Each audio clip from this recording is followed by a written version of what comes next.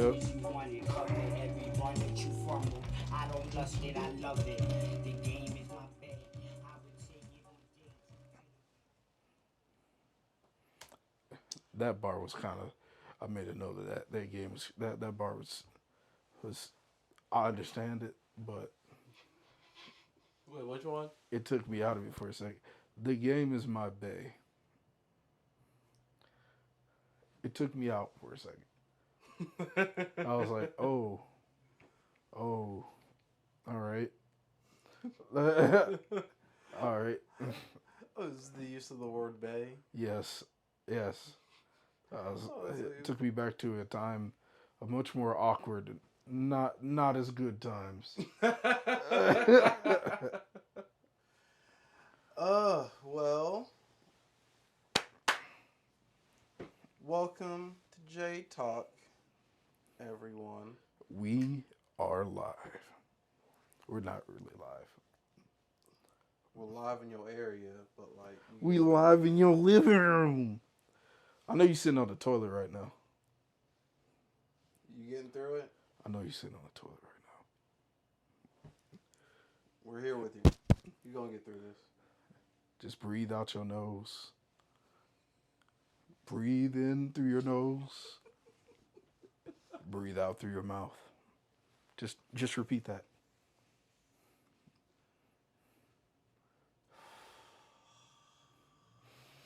In through your nose, out through your mouth. And you want to be breathing from your tummy. Because as you breathe naturally, your muscles are going to push out that turd. You don't even need to strain yourself. No more passing out at poopy time. Fully coherent. No more bathroom naps. You won't feel like you're having a heart attack or a stroke when you get off the toilet. No more relatives knocking on the door to make sure you're alive. No more busted blood vessels.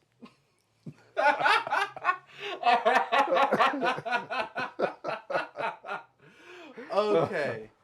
All right, that was hilarious. All right, let's get on with the first topic of the day. Beginning of October, spooky season, end of September, end of the summer. There has been a lot of hot shit coming out. We've had freaking, obviously, Drake dropped. We all been talking about that. We all know about that. But really in the underground scene, it's been hits on hits on hits. We've had Mike and Wiki and Alchemist all teamed up in Triforce Power for a quick, 10 track banger of an album.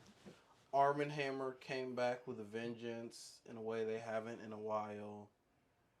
Freaking, Slauson Malone, been waiting on his ass. Slauson Malone. He answered some very, that was amazing, very big questions. I feel like there's some other stuff that dropped. Oh yeah, freaking, it wasn't really official drop, but Voir Dire. Oh yeah. Alchemist and Earl hit streaming services right recently. Alchemist is just, he is like, in terms of like when people talk about like passing the torch type things with certain artists, like Alchemist is really doing what Madlib was doing in the underground, and he's like killing it. Like you can't escape Alchemist's name. You really can't. He's this decade especially. He's behind everything, so it's great. Like behind Boo was a force, was a manipulating force. It was Bobbity. Yeah. So Alchemist. Compare Alchemist to Bobbity is mad disrespect. Not in terms of power level, but I'm talking about the concept. We're talking about the force that was able to Alchemist out here just putting A's on niggas' foreheads instead of M's.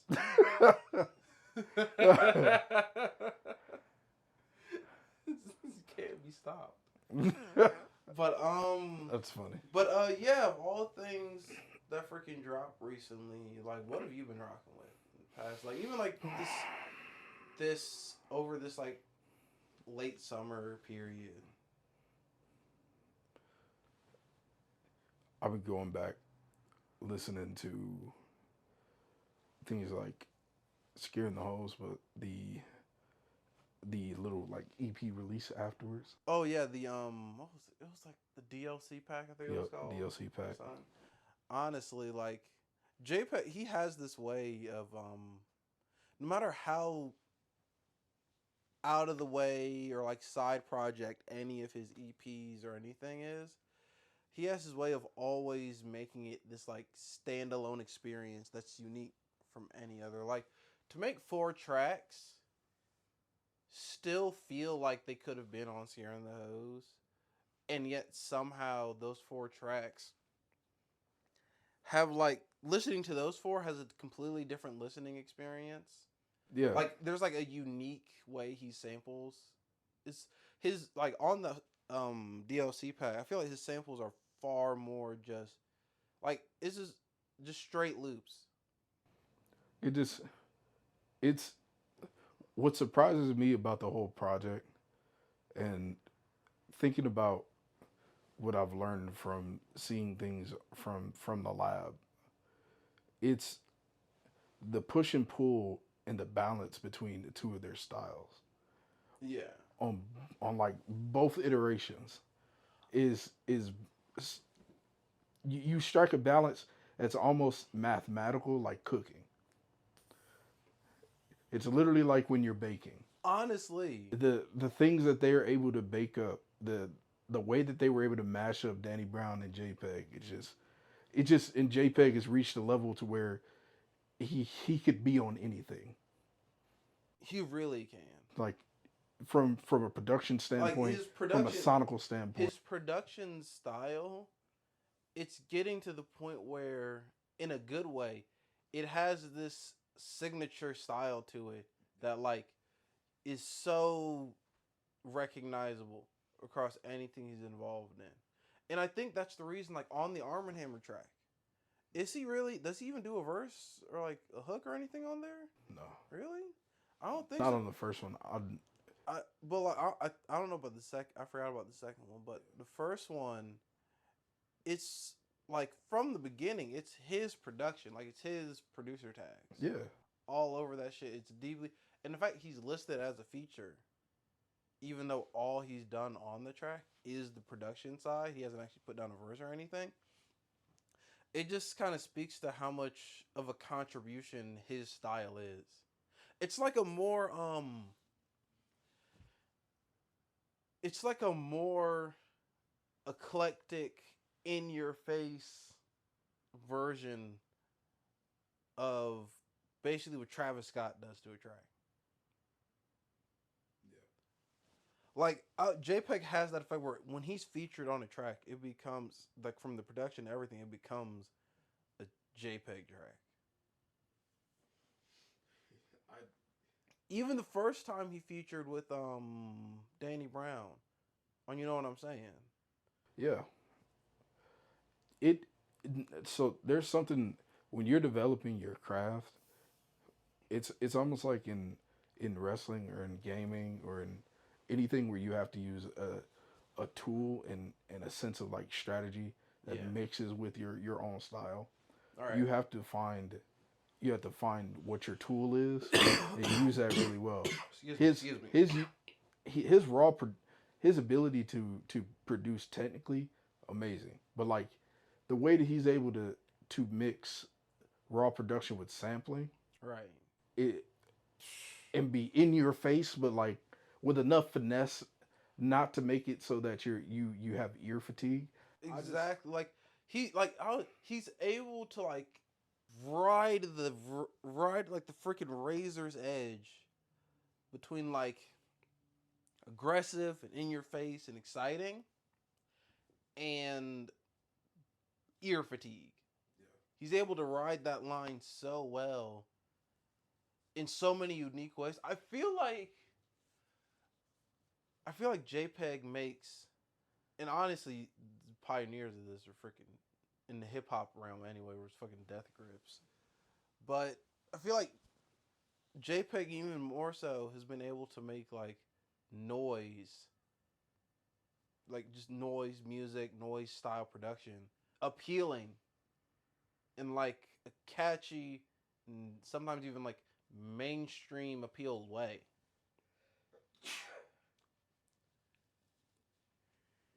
That's gonna be very graphic. And I think bless you, bless you. I think Danny brings a more low down, almost smoother style of aggression. There's a something about Danny that you'll never hear Danny on the track. You won't hear the Detroit in him. So like It's true as fuck. there's a level of aggression to having a sense of like what Detroit is. Yeah. And like the family that I have from Detroit, there's a sound that they have, and like even my grandfather's from Detroit. He grew up there. Yeah, So I like remember that. there's a certain level of aggression that he has that's just natural. It's almost like you're posturing. It's not posturing, like the what is it called? The word for where they make themselves bigger as a person than they need to, Right. so that people who mean you harm or people who aren't real won't be able to understand it. They won't be able to chill in that space. So the people, he's just authentic and out there, and his energy is always on 10. But that's just because his natural posture is that way. So I feel being around Danny and chilling around Danny would be real cool because as a person, he may be laid back, eclectic, weird. All right. But the music is where you can project a persona and a part of you Yeah. that is separate from what you are when you're still. So, Right. and even on the track, the thing that they do well is that every time they hit a booth, they are doing a performance as if they are in front of 200,000 people. Oh yeah. So when it transfers over into the show, I'm sure feeling that in person. Oh my! When they came to Cleveland, seeing Danny and JPEG live and in the mosh pit, it is one of those like when you hear about those concerts that like you hear like parents talk about, like pre-smartphone everything, when a concert really was just like 100% about that in the moment experience. Mm-hmm. And like the kind of concerts were like, I will never forget that for the rest of my life. It really was like that because it was interesting. It obviously everyone at a show is going to know the lyrics of like the hits and the big songs and like that. But and maybe I don't know if it's just the audience of people who consume Danny and JPEG, or if it's just their way of creating, especially I would say for the audience, because it was mostly the white kids, white college kids who are there. Yeah.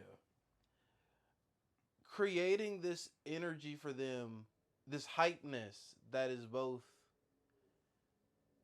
so alien and abstract and out there for them, but also like it's almost like the subject matter is alien mixed with an energy, a mosh style, in your face, almost like rockstar type energy that is relatable to them. I see what you mean. Kind of fusing together and creating this freaking, like, the way everyone in the crowd knew, like, was moving along and even knew, like, the little glitches and like the kind of production details you'd only hear with the headphones. Having an arena like that where everyone is in tune with that level with the music, Yeah, it's dope as fuck. It's crazy. Like the energy there, the motion was freaking nuts. Freaking like I think I bit my tongue twice from someone just like jumping and like literally like knocking me in the chin like that. Freaking literally like just dudes running across the arena like literally just like straight up like nutcrackers like football drill. You have to wear that Slamming mouthpiece to each go other. to it. Like, Honestly, there's gonna be moshing, just mosh. First aid kit in your back pocket, mouthpiece, couple. if there's a small like pouch of water, like mosh pit tips right here. Listen, football mouth guard. No, lose your teeth. You got to get the one that makes you look like the brain. If you got glasses or any type of accessories, necklace or whatever, wear something with deep enough pockets to put them shits in. Because if you don't, it is lost. Zip It's pockets. gone. I have joggers that have zip pockets. Zip pockets. That is the way to go. You do not want it, and you need to check the contents of your pockets to make sure that there's no rubbing or anything that has caused a hole in your pocket. Exactly. The last thing you want. And this ain't even really about like people like stealing your shit or anything like that. This is about the fact you will be like once you get to jumping, you won't realize how loose your pockets are until your phone just Good luck getting it back. like freaking like just up and out your pocket, freaking skate or die the whole way, flip across the room. That's funny. Skate or die. But yeah, keep that in mind. If you can have like some little like the camel pack or like whatever you can for some water on you, that's cool. Just be prepared to have like be prepared to like be able to like trust. If you can't trust fall catch somebody, don't go into the mosh pit. If you can't trust fall catch an at least 5'11" grown man. If you can't at least do that, be very weary about going into there. And I don't know how some of them girls do it. Like them girls who were like 4 foot nothing. When you told me about that, it made me feel very afraid. And it's one of those like you see somebody like, oh, who invited you here? They invited themselves. Like, yo. They come with like one other friend who's the same size as them and is also like 30 pounds. And they go to the death center of the mosh pit. I couldn't. And they don't look happy to be there. They put up their arms in defense. But I'm like, you came right here. Like, you gotta scoop them up, run an operation to get them over to the sides. If you were the size of a baby lamb. the thing is, like, they run into you, and you'd be like, okay, oh God, you got like stepped on by 4 people. Are you good? And they're just like, yeah, hi. This is awesome. Great show, right? You want to hit my vape? Can I get on your shoulders? That's funny. Oh, great. But yeah, outside of freaking JPEG, Danny, because that's what you've really been kind of going back to listening to. Mm-hmm. I honestly myself, it's funny that like so much hot stuff dropped right now because I've been getting so much more into like vaporwave, like hardcore vaporwave again. And like surprisingly not listening to much and like getting into more dance music as well. That's probably just because I've been working in the studio a lot with Nani, and like the new mainstream wave is like dance centric hip hop tracks. I can see I can see the influence. So yeah, I've been you see that's when I made Fangs. So like, but Man, listen to it. Listen to my shit, yeah, Gyra. it slaps. But self promotion aside, um, I've just been listening to freaking Earl Alchemist so much, and like I know people got beef about the whole NFT. I'm not even gonna get into that because say right here, not addressing it because you can listen to the project. I literally got it off Bandcamp for free. And do that way back, and now it's on Spotify. You can listen to the music. I'm not gonna get into the debate on the morals of NFTs because they did not paywall you listening to the music. It was there. I ain't seen nobody talk about it being on Bandcamp. But anyway, album is nuts. Yeah, Album is great. Both versions. And honestly, with now that the Spotify version out now, really got like 15 tracks to listen to, rather than just 11. So like I'm even happier about that. But weirdly enough, the Spotify version is like, and I don't know if anyone else has like noticed this.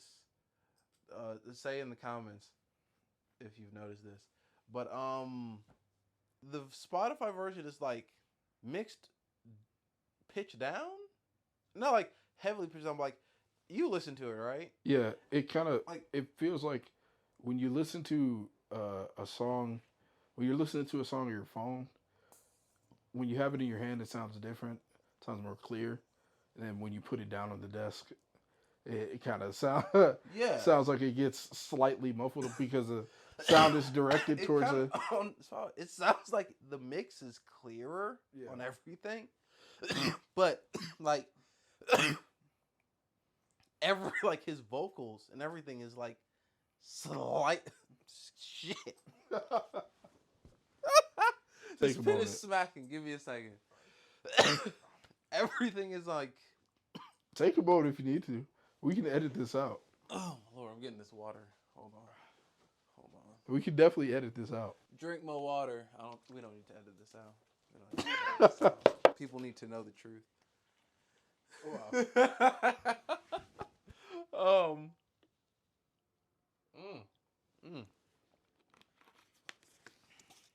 This is where it's at. Yeah. It feels like the whole like his voice is pitched down a bit. The production, everything's pitched down a bit. Oh. It's interesting that two of the tracks that were replaced, which two people like they actually took off two tracks that people were pretty hyped about, which I understand the upset that not being on Spotify, but like I said, the track's still available, whatever. But replacing them with the two Vince Staples features is, I think it's really interesting. I really like the tracks. With the Vince Staples track, I really like them because they actually make in terms of the whole album flow, it actually makes the album sound more coherently professional, like more high quality.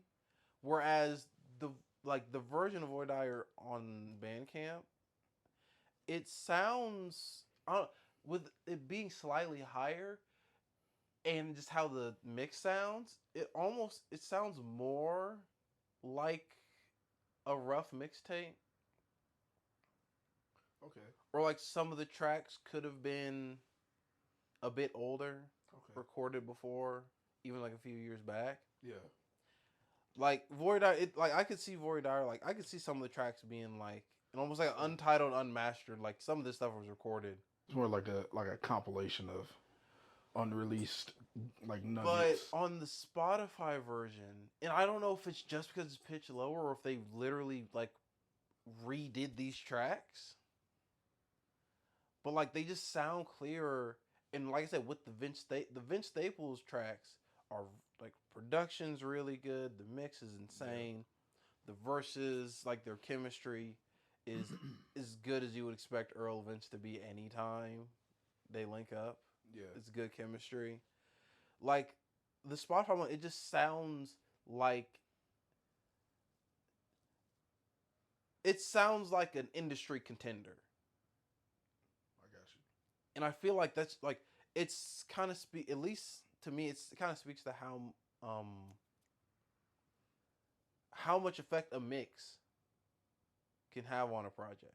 Like it's very easy for the average listener to not really pay attention to stuff like who mixed and mastered and stuff like that. It's usually it's the focus is mainly just on like the production itself, like what is the literal song and how good the vocals sound. A lot more people can notice terrible sound, vocal mixing than production mixing. From my experience, tell me like, I mean, look how badly Nav got clowned for that mixing blunder. Yeah. Yeah. Listen, mixing and engineering, it's like the offensive line in football.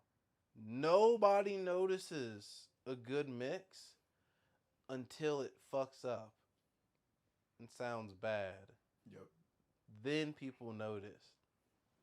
A good mix is supposed to be as out of the way as possible. It's supposed to make everything on the track sound how you would want to imagine it sounding in your head. Which it's easy to not really care about, because here's the thing. If you're in your car, it doesn't care if a track has like mid bass. You just crank that shit up in your car. You just crank the bass up yourself. That's true. So I think because you have like bass levels of power to like control the mix and volume of your own tracks in your car, which is what most people do. Most people who they're not active like headphone listeners or whatever, do more of their hardcore listening in their car. That's really where I do most of my listening, because I like the perspective of the average person who is going to hear the track as they're on the commute home from work, Right, or on the way to drop off my kids. one of the Yeah. One of the interesting things is that's why you gotta mix your tracks for the car. Like you gotta do a car test that's like mandatory. It's actually funny that as I give credit to Drake's team. Drake actually mixes his tracks with the idea of people listening to it off their phone speakers in mind. Like, actually, go ahead and listen to any Drake tracks just over your phone speakers. All of the most core essential parts come through very clearly over phone speakers. They do. Which I think that is actually stems from his breakout from the MySpace era. Because most people when Drake first blew up, most people discovered him off of MySpace, off of probably listening off their laptop speakers. And since then, Drake's team has been mixing his tracks to always sound good off of whatever the most popular technology speakers are, which usually tend to be iPhone speakers or MacBook laptops or whatever. The most mainstream technology that most people will use to access their music. Especially if when Drake drops, Drake fans will stop everything. Yeah. They'll be at work and be like, Drake dropped. Calling off. Nope. I need to go home.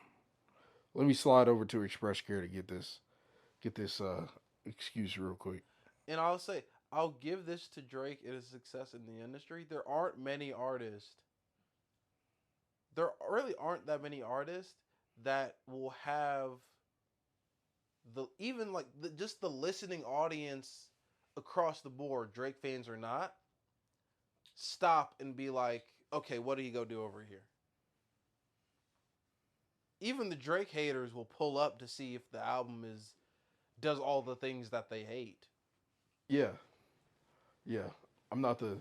And at this point, Drake, okay, as a former Drake hater myself, it's come around within the past this year.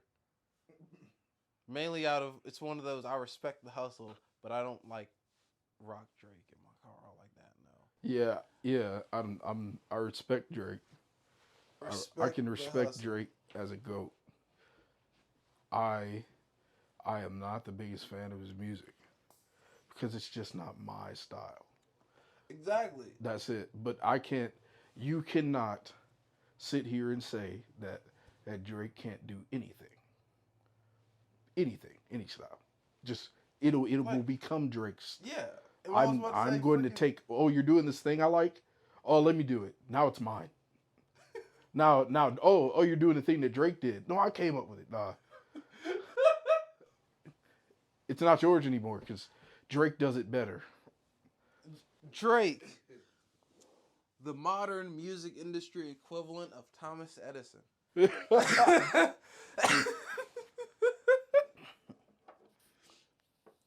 Fucking, what did I come over here to look for?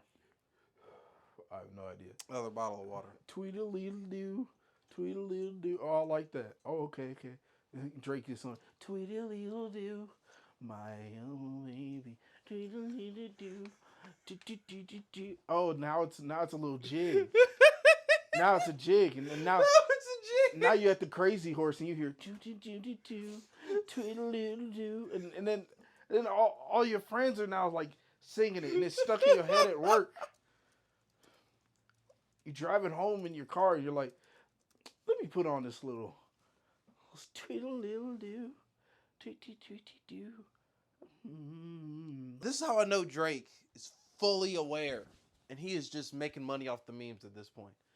I swear the bar is like, I think I might be bi, cause girl, you like one of the bros. Yeah. I've seen the memes. Yeah. Oh my gosh. Some of you have a lot of time. And here's the thing with that, and a premium subscription to Adobe Premiere. With the hair, if you haven't caught on to the fact that Drake is making bank off of niggas calling him gay, I don't know what to tell you. Like, people literally give him money to hate on him. Bro, did you see the clip? Did you see the clip of him at his how concert? genius that is? Did you see the clip of him at his concert where he was like, y'all come out here, y'all work 9 to 5, pay all your bills, save up all your money to come here and watch me drink and eat lunch and talk shit on stage. It don't make sense to me, but I'll take it. And the crowd goes wild.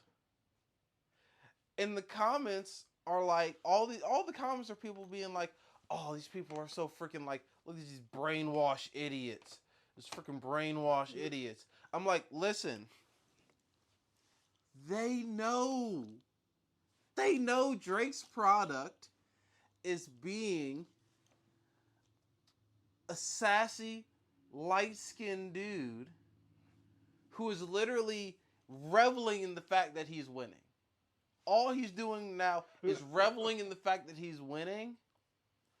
And like, at this point, all Drake, if Drake isn't just openly gloating about the fact that he's winning off of making people mad, then he's just phoning in generic bars about women. Every time. Except now he's openly getting funny with it, like the BBL interlude. Yeah. Like. Yeah. Drake fans love to revel in the fact that they have a lot of haters, and the only reason they have those haters is because they keep winning. Think about it. Every Drake stan is someone in their industry who is doing like, and we've all experienced it before.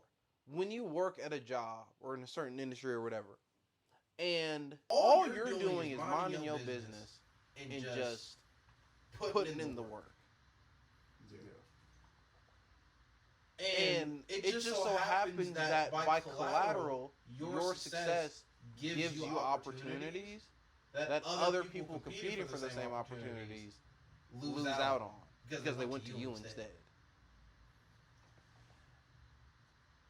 And they hate on you because they're like, oh, you must be seeing some sort of favor.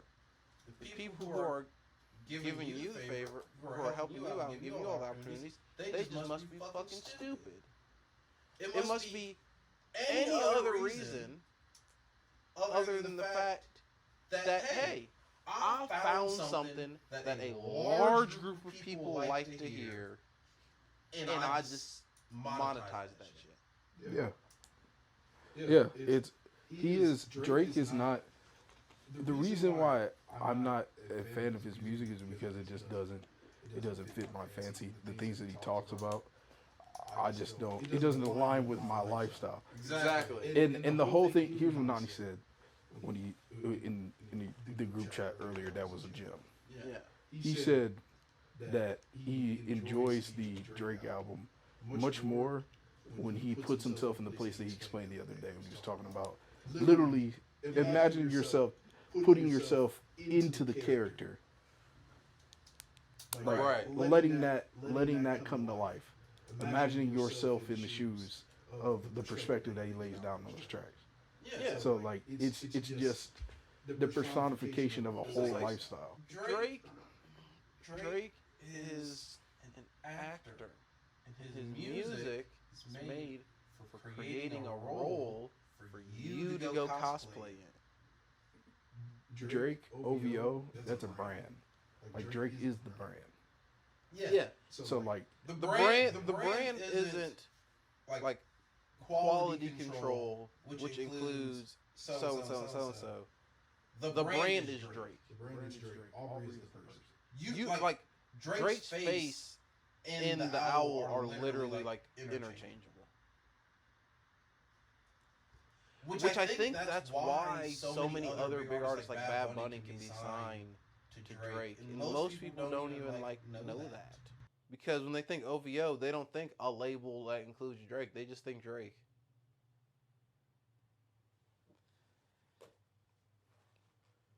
Which centralizes and focuses the brand while also allowing the brand to expand in ways that are unique. Yeah.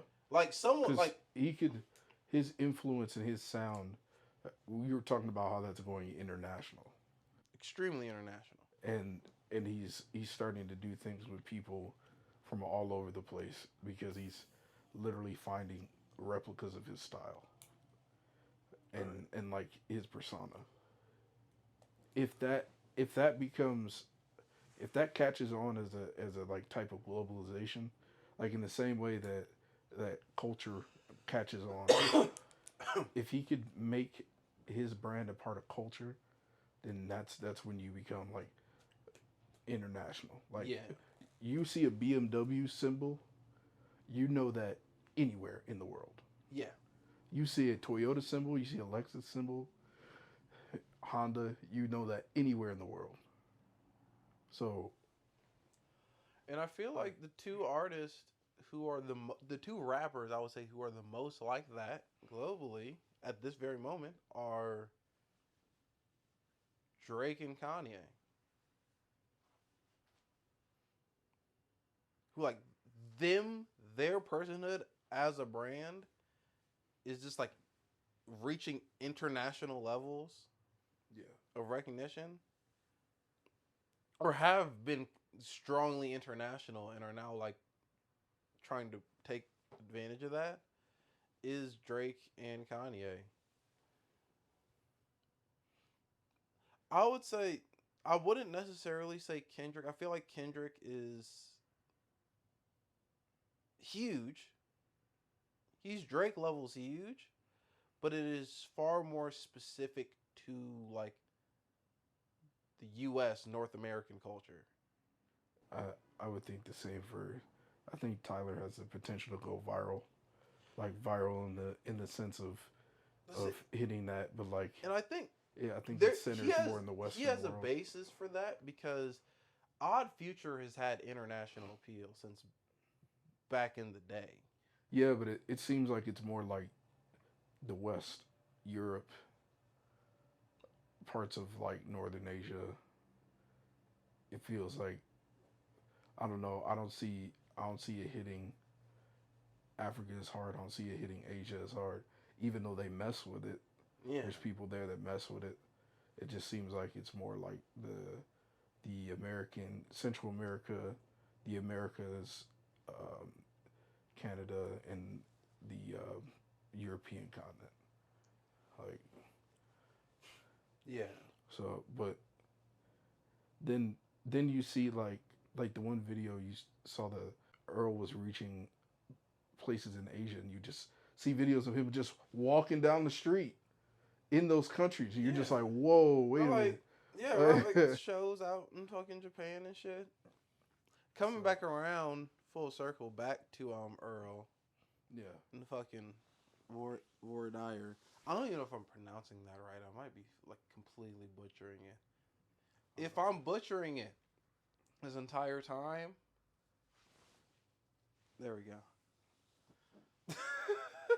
But no, honestly, one of the things I love on this album, I feel like in honestly most of Earl's career has been like us watching him go on this journey of self-improvement, basically. It's been largely most of us is really following him on a self-improvement journey. And a lot of times what the big appeal of his music is how that his journey of self-improvement can parallel a lot of ours in terms of like just how we grew up or experiences, trouble we've gotten into, regrets we've had that we've had to make amends for over a long term, things like that. Yeah. And just general maturing. And I think a big appeal of what I love so much about Earl and Mike, in extension of like Navy Blue, Slouch and Pink Seafood, stuff like that, is all of their music has a way of painting maturity and growing up and basically the passage of time, embracing that in a positive way, but not a glamorized, idealistic way. Yeah. Of that. Yeah, they use metallic. They use metallic paint. And they don't try to be something else. They don't try to be too vivid with things. But at the same time, I think it's the music. When you hear the tone of the music, you can, depending on your life experience, you can feel a lot of nostalgia. Right. Or you could just resonate with being in the struggle. But right. It kind of, like you said, it paints the picture in a way that kind of shows life as it is, and whatever symbolized by what's actually laid down on the track as it is. Like, but it's not. Yeah, it's almost pulling like, out more than what's there. It's like not being, oh, if you just like stay positive and like take and help your fellow friends out, then like everything's gonna turn out great, hunky dory. No, it very like all of their music. It very much confronts the current state of the world. Face value. Earl had an old album basically talking about fucking COVID. Freaking sick. It's not even like and that was during that time. Yeah. but even like grander than that. Obviously, like they do address they address current topics, like current events, but not in such a dating type of way. Not in a way that's gonna sound like dated and very of the time, but just sort of their music acknowledges the chaos of the world, things that are happening, the way tides are moving, the way people are operating in the modern world. Yeah. And it acknowledges that and confronts that, but still shows a way of being positive and growing in that in order to create something that is a positive outcome. That's why why I disagree when people say that, because a lot of people said that like some rap songs was a very depressing album, and I don't necessarily. It's a somber album in terms of the subject matter he's addressing and whatnot, but I don't think it's a depressing album. Yeah. I actually felt kind of uplifted. I listened to some rap songs during times where things were getting really tough, because it didn't feel as though it felt as though it painted a picture of what the current state of affairs was, but it's not the end all be all. So yeah. The vision of what it had was, let me hurt because I'm feeling the authentic result or the authentic emotion of what's going right. on, but this is not my forever. Yeah, like so it doesn't have a sense of absolutism to it. I feel like one bar off there that perfectly encapsulated all of that, like that entire thing, and it's why people don't get when people are like, "Oh, this is a depressing album." Is when he says, "Lot of blood to let, peace to make, fuck a check." It's not. The album isn't about look how terrible these things are, or in reveling in the fact that he's suffering, or trying to get away from it. It's alright, I'm in a shit situation. I made a lot of mistakes along the way. It's far more of a let me bite the bullet and do what I have to do, even if it's painful or uncomfortable, to heal, to do what I have to get where I need to be, to move past this and improve. Yeah. I would say some rap songs is far more of a motivational album than it's depressing. That's what I gathered from it. Yeah, and I feel like fast forwarding to, I feel like Sick was a very good just like check-in moment to see, like, okay, this is where he's at. He's about to go right back to working on himself. Yeah. Type thing. I don't even, because I know he has a kid now. I don't know if that was around Sick or later, like very recently. I'm not sure. Don't know. None of my business. But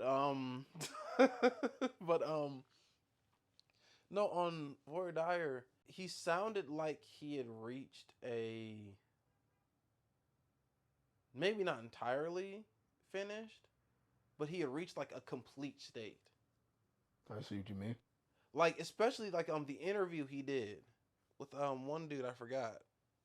The interview he did for this album, like, he looked far more healthier and more coherent than he's looked in a long time. He was telling stories about going to the gym and shit. That's true. I know for a fact he be doing the freaking like coaching like recreation like basketball league and stuff like that. So like the whole album, he sounds like he's definitely aged from all of his experiences. Like, that's no doubt. Like a freaking like a badass anime character who's like older and only has one arm. If you don't underestimate their power. Yeah. Because you have no idea how powerful they were when they had two. But that's true. That is true. I feel like that's kind of the feeling you get from Earl, an old weathered samurai who you never actually challenge.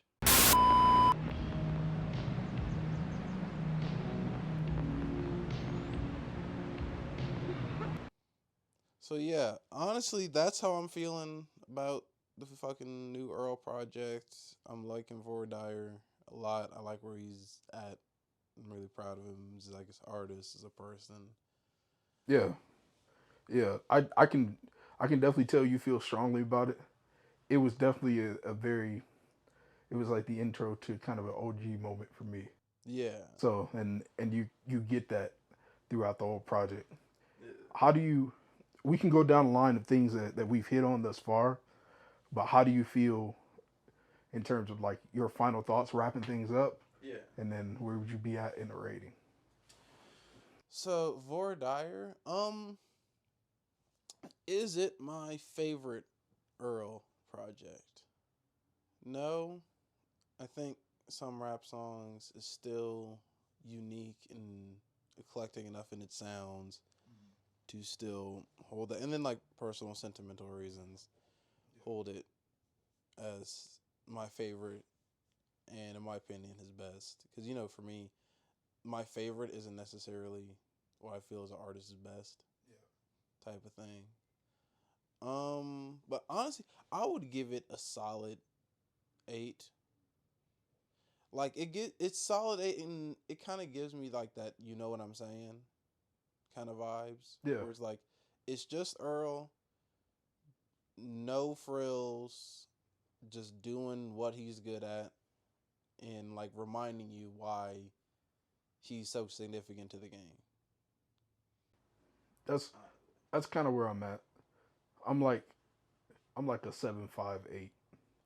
Like I would say a light 8 because when you're it's kind of like how West Side Gun only releases sevens, but it's consistently a 7 every time. I know a few people who would be very upset with you saying that, But I'm but saying I like give to somebody I who is get not what in you that mean. lane. I agree that, especially just I feel like Griselda's whole put out in general is they took an underground or a sound that became underground for some time, and almost like how popular artists like Travis Scott or Drake or Future or Young Thug can kind of hit on a formula and just sort of rock it out, and their fan base is built because the fan base is being fed all the time. That's what I mean. Like consistently, even from a different vantage point, if you are not a stand for them, Yeah. you can listen to the music and be like, wow, I Yeah.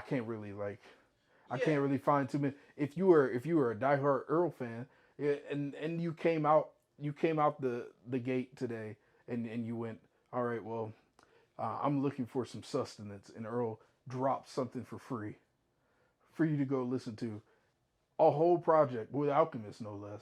Right. It's just it keeps you fed. It keeps you Right. you the sustenance, like you said, like it And I think Griselda realized they hit on a perfect formula where, like you said, solid sevens across the board. at least. At least, Like yeah. I'm not saying that everything is a 7 on lock, but I'm Right. saying we're setting a standard to that. If you're thinking about what hip hop is, you can you can name these people and know that I can dish you out an album. I can just name an album off the top of my head and it'll be a solid 7 for you. Yeah, Just like if it'll you be need good. something to listen to, listen to this. This will give you an intro to these people. Yeah. Like And I think Griselda makes it very easy for people to enter. Like it's very easy to become a fan of Griselda. You can kind of just pick up wherever the fuck you feel like. But yeah, feeling solid 8 on Voir Dire. Scaring the Hoes. I know we were talking about the DLC pack, but honestly, that plus like Scaring the Hoes in general, just like that whole album, that's part of me wants to give it a 10. Part of me feels like I want to give it a 9 because I feel like there's like the only track that I feel like feels kind of out of place, which ironically is a big track for the album, is the freaking Run the Jewels track. It it's really cool. I don't know why. For me personally, this doesn't fit the flow of everything else that's going on from beginning to end. Yeah. But as an individual track, it's awesome. I love it. Yeah. So honestly, I'll be generous and be like, and honestly, I like, and just even in their just careers, I honestly would give it a 10. There's my initial impressions when Scaring the Hoes came out. I was like, oh, this is 10 all the way. Yeah. It scratched every itch in my head. I was like, no, we're starting the year off correctly. What else is gonna come out that's gonna make me second guess this? Lo and behold, we're getting to the second half of the year, and everybody's like, oh, now I want to drop. Right. Because 2023 was looking kind of mid. It really It was Scaring the Hoes, and it was pretty mid outside of that. It was like you had some pretty good stuff, but like no heavy hitters in terms of like the more like alternative hip hop and underground and whatnot scene. There really wasn't even really, unless I'm just like not paying attention enough to the mainstream. I can't even remember there being like that really big mainstream, like big hits this year so far. I kind of cooled off a little bit, so I'm where you are. I don't think it was a perfect project. I just, if I'm being generous and just for by principle, I feel like this was a 10 for it. It had the perfect timing, and it had just enough Right. It had just enough of a mix between JPEG and Danny to where you didn't get ear fatigue. And I feel it's like the way that they actually played off really each like other. the fact that, and I really like the fact that on DLC-Pack, it was and there were some sections where it felt like it was a more JPEG dominated album. Yeah. Type of thing. Heck, even on the album cover, he's the one dead center, and Danny's kind of like, he's still like right there, but he's like on the side, kind of doing his thing. But I feel like it was cool on DLC-Pack. The production was far more long stretch loops, just a consistent beat, and a lot more time for Danny to just like run wild. Yeah. Because when you let Danny Brown get like a good long section of a track to go in on, it's amazing. Pretty much. It really is. Especially the last track on DLC-Pack where you have like that whole like no instrumental freaking spoken word part. Oh fuck. The first time I heard that, I was like, I feel like I feel like that's why it's DLC-Pack. You add on DLC-Pack and it becomes a 10. Yeah, pretty much. If you're making it a long project to where, if we're thinking about, like you were saying, Run the Jewels, that's not necessarily for you. Doesn't fit in the vibe of the project, even though by itself is wonderful. Yeah. If you extend the project out, I think it has something for everybody. Honestly. Something for absolutely everybody. You can't walk away from that project and not feel as though you were at a performance. Right. So, and then when you go in person, it's even better. You got to see that in person. Right. I think that was perfect for them. They literally Honestly, set themselves up for a whole tour. So, funnily enough, the two songs they opened with, I think it was these two. I forgot which order it was, but I think they opened with Perfect. They opened with Perfect, and I think they went straight into Run the Jewels after that. So like the actual song sequencing for the show was very different from the album. But just because the album has such a consistent aggression from front to back, it's just still all flowed together really well. yeah. Like it's an album where you can play with the freaking track list, and that was listed out, and it still hits. If you want to rearrange it so that you're composing the flow of the entire show, and you want to make it fit where you want, it's kind of like messing around with Legos. Yeah. You can create whatever you want. It comes a certain way. You know, if you build it this way, and you're gonna get the Death Star. If you want the Death Star to look a different way, then so be it. You can make that happen. But that's that. It's solidified. The album cover itself, I need it on vinyl so we can put it somewhere in the studio. Yes. And we Yes. could just Right have it. 'Cause there. when you see it, you know exactly. It's what gonna it go. is. It's gonna. We got a vinyl up there of Outkast, Rosa Parks, on vinyl. We're gonna put it right next to that one. It has Perfect. it makes a statement. It has a similar vibe. So, but the last thing Was the Drake album. the Drake For project. all the dogs. Now here's the thing. My feelings on Drake are interesting. We all know this. I respect the hustle to the nth degree. Drake's music has ebbed and flowed between I'm fully for it. Like I am on the narrative to I can't associate with this. And everything in between. I think because after what were the albums you had? You had Certified Lover Boy, you had Honestly Nevermind, and then you had Her Loss. Mm. I think this is better than those past three. Yes. I genuinely think. Yes. I think he goes back and does ideas from those past projects, but it's like he's more bold with those ideas. He's not so reserved to like do those ideas, but still have like a laid back hip hop rap style like type of vibe. He's fully embracing the absurdity of a particular idea. Or a song or certain bars, and I feel like it just works for him. Like I haven't seen Drake this animated and fun to listen to in a while. There's definitely an element of it. Like there's two different scales for me. Yeah. There's a level of my personal enjoyment and how much I can take of Drake as a character, and then there's a Drake scale. Oh yeah, the Drake scale like is totally different from the there's a Drake scale of like what is good in Drake's lane and how you perceive it from the outside. And this project felt as though it was different than the other ones because there's a difference between going to get a bag real quick to I need to let you know that I'm still here. Right. That I'm still present. I'm in my right mind. I have not retired. I'm not just making music just to make money.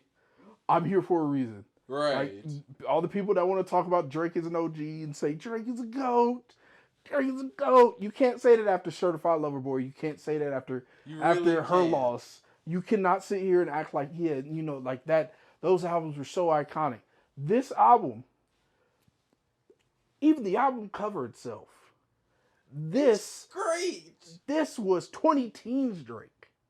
Right. This was 2010 Drake. This is like us in the lunchroom in high school waiting. Drake just dropped, so everybody's at the table listening to it. Like even if you was a Drake hater, you tuned in to see what Drake was doing back then. Don't act like you didn't. We took a look at SoundCloud, our old SoundCloud from like a decade ago. This is back in like middle school, transition to high school, and even I have a freestyle over draft day. You have a freestyle over like 3 different Drake. Yes, 3 different Drake tracks. Yes. It's that's the type of Drake that he brought back to showcase. So like on my scale, I'm at a 5. I'm not the biggest Drake fan. I'm not a fan of his music. I respect him. I think as a businessman, as an entrepreneur, he is a genius. As a label owner, he's a genius. He is a wonderful talent scout. He is a wonderful artist technically. He can sing. He can do everything. He bridges the gap. I don't like the content of his music, but that's my personal preference. On a Drake scale, this was a 9 for him. This album. That's really generous. I'm being generous because I felt this got my attention.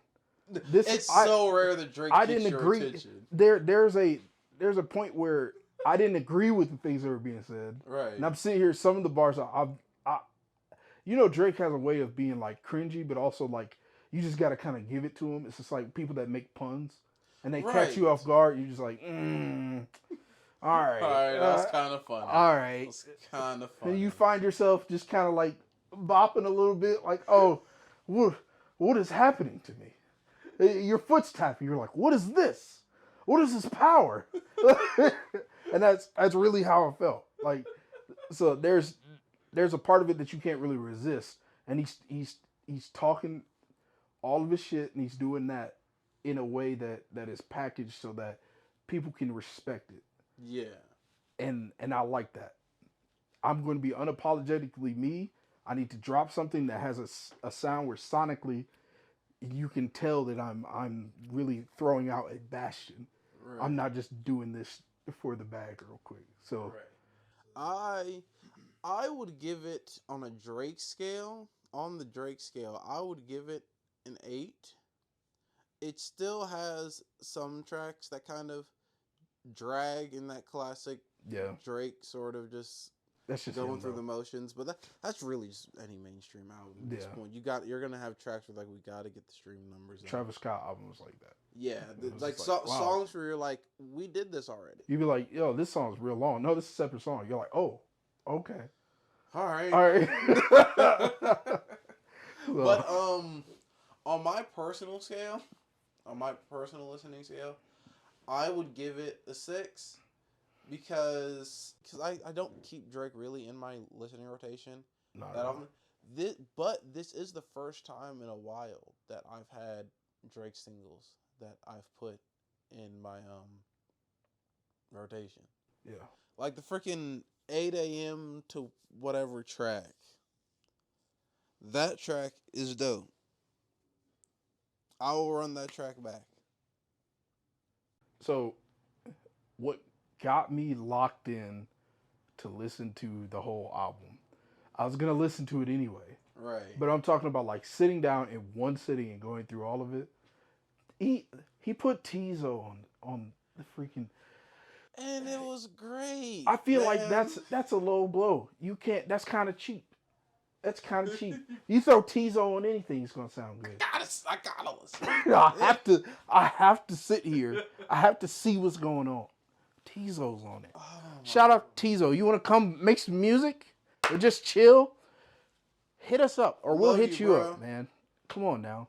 Get here, Boss Man Sounds. Come to Cleveland. C-Town. Yeah, but yeah, it's like cheese. You put cheese on anything, man. Right. Nice smoked Gouda burger. You can't have too much cheese, and then it just becomes like Ty Dolla Sign. Like love Ty Dolla Sign, but he is the cilantro of the music world. You put even a little Ty Dolla Sign song, it's a Ty Dolla Sign song. Oh my gosh. It could be backing vocals. It's his song now. Don Toliver is like when you're watching the cooking channel and they're washing some chicken and they're starting to marinate it in the eggs and roll it in the panko, and they're like, we're gonna put a little salt on it, and that's it. That's it. No other season. We're just gonna sprinkle a little salt on there. Don Toliver is a little salt. Oh, we need a hook. Who's available?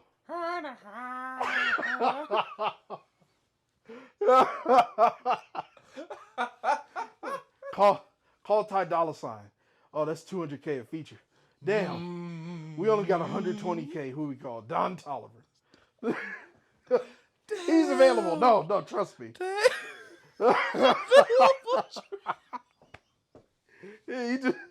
Don is ready to get a bag no matter what. He said, what we doing, bro? The Sesame Street opening?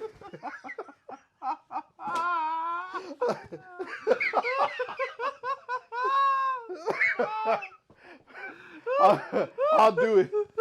Give me that Elmo. Give me that Elmo beat. Dude. Sunny day.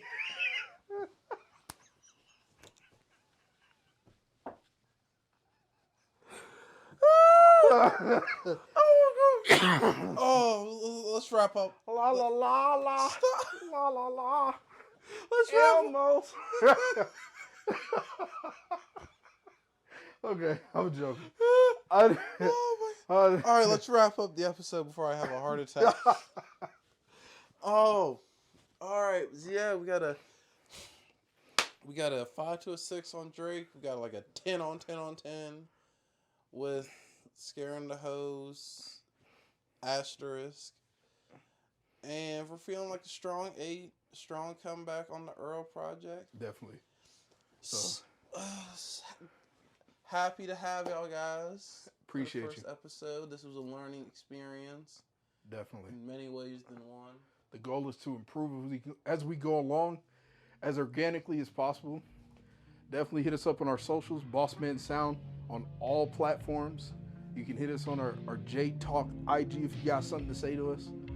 So please keep it light. My feelings are fragile. Don't be light with me. No.